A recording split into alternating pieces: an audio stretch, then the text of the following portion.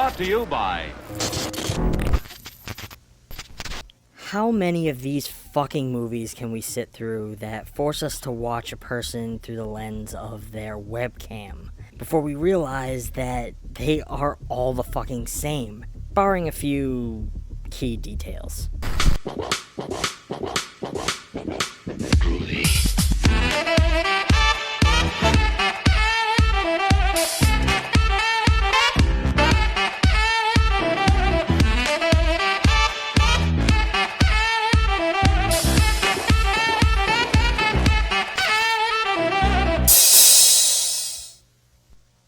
Hello friends, and welcome back to ETF. Scrolling through Amazon Prime, I decided to throw on a little movie called Ratter.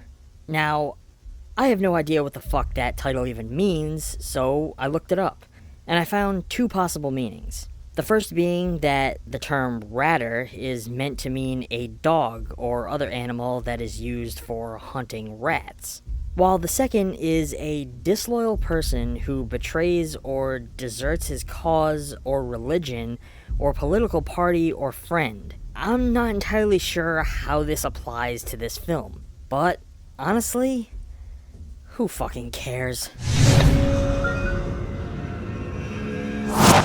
Initially, the opening moments of this one make little to no sense. We start seeing the events of this girl's morning through the lens of her phone camera, even though she clearly isn't using it. But it does quickly start to make sense that we are seeing her being watched through the cameras in her electronic devices, switching back and forth between her phone and her laptop's web camera. The film is meant to play on the idea that a cyber stalker can hack into any of the devices that we have all attached ourselves to and watch and manipulate us. This film wastes no time with our stalker beginning to creepily control her devices. They do an interesting job throughout this one with showing us how this stalker is starting to develop a bit of a thing for this girl without ever showing him. We see that he is rewatching the footage he is collecting of her while watching her sleep and freezing on moments of her at her happiest, rewatching them and enjoying her innocence a bit. Even taking screen grabs of her in some compromising positions, like in the shower, or, intimate alone time. Yeah.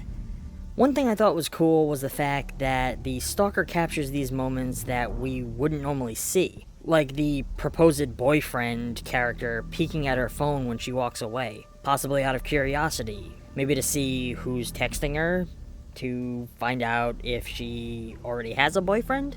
The way that the film was shot is very disorienting at times. So much of it is filmed through the rear camera of her phone, so we end up getting stints of just the room she is in or the street she's walking down while we hear her voiceover, while the majority is shot through her laptop camera, which is just a wide, flat shot of her in rooms. I like that the filmmakers attempted to build out suspicion by surrounding our protagonist with men who are clearly interested in her, lending credence to the idea that one of them could be her cyber stalker. However, in the climax, we end up getting a pretty clear look at him, even though I don't believe we were supposed to, and he's obviously not someone we've seen before.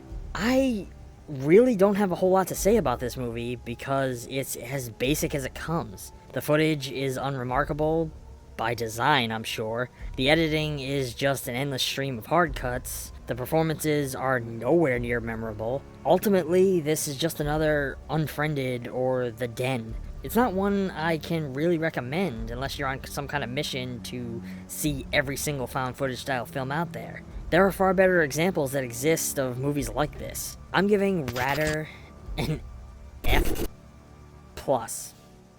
Sure, why the fuck not?